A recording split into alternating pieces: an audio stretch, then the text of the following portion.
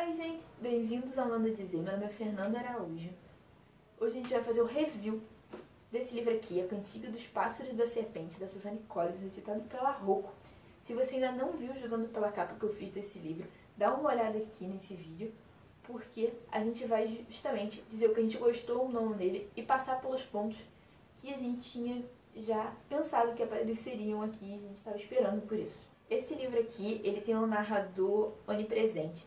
Ao contrário dos livros anteriores, que tem a Katniss como narrador na primeira pessoa, o que eu acho bem interessante, porque esse livro aqui, por ter um narrador onipresente, eu acho que ele fica mais leve. Eu acho que se o Snow narrasse o livro, ia ter uma visão mais pesada. Então eu acho que realmente ficou melhor e mais leve o narrador ser onipresente. Ele vai dividir esse livro aqui em 3 partes: o mentor, o prêmio e o pacificador. Já na parte inicial, dentro dos 2 primeiros blocos do livro, a gente vai ter toda a explicação sobre Pani. Vamos pegar alguns detalhes sobre Antes do Tempo Sombrio. Não tem muita coisa, mas você consegue tirar ali algumas coisinhas sobre antes desse período. E alguns detalhes já mais razoáveis em relação aos 6 anos dos Tempos Sombrios, sobre como a capital sofreu, sobre o que aconteceu, sobre as privações que os membros da capital passaram. Então realmente você tem um detalhamento melhor da construção do cenário antes de gerar os Jogos Vorazes. A partir daí você começa a ter realmente a descrição dos jogos e como eram os jogos antes desse livro aqui. Eles pegavam os tributos de todos os distritos, jogavam num trem, chegavam na capital, eles jogavam eles dentro da arena, duravam poucas horas. Então as pessoas da capital, as pessoas dos distritos, elas não tinham envolvimento com os jogos. Elas não tinham vontade de assistir os jogos.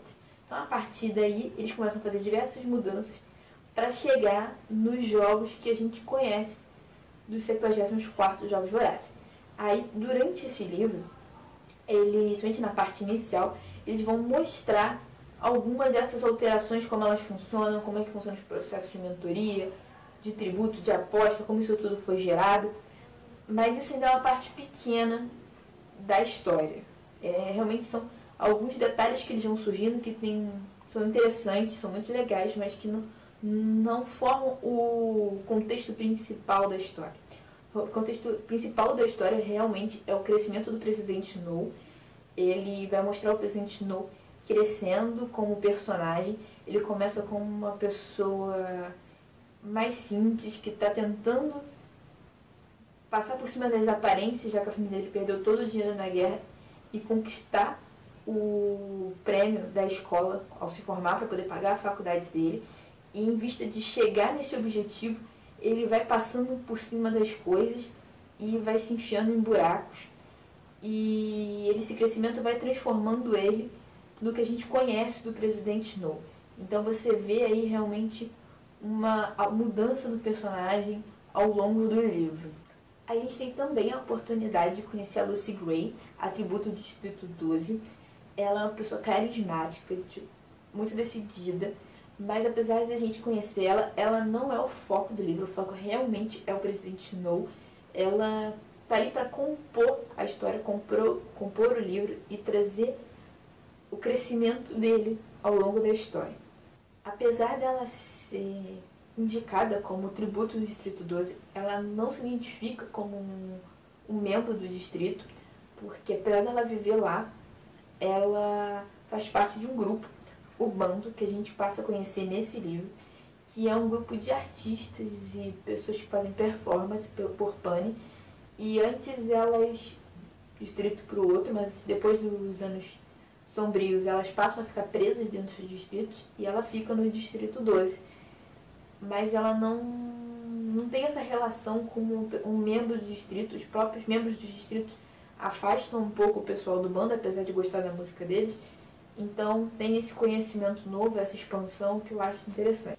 Na terceira parte do livro, chamada O Pacificador, ele vai trazer algumas informações sobre como é a vida dos pacificadores, o treinamento, o alistamento e um pouquinho mais sobre esse grupo de pessoas que são dos distritos e trabalham para a capital, então eles ficam ali nem sendo exatamente uma coisa nem outra, então é uma coisa interessante de se ver.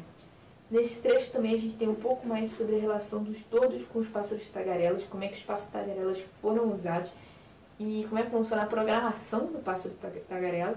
Então é uma coisa interessante de se ver, já que ele é o símbolo da revolução na trilogia original. E ao longo do livro a gente tem muitos easter eggs, inclusive a frase que é usada no extremo deboche, que é a avó do Snow, ela já está com a idade avançada, então ela fala o tempo todo que o Snow vai ser presidente, e é uma coisa que é levada com deboche o livro inteiro, apesar de a gente saber que o Snow de fato vai se tornar presidente. Então você tem vários detalhezinhos ao longo do livro que vão remetendo ao livro original, isso é muito interessante. Se vocês gostaram do vídeo, se vocês querem ver mais por aqui, se inscrevem, ativa o sininho, marca aquele amigo, aquela amiga, comenta aqui embaixo e tchau!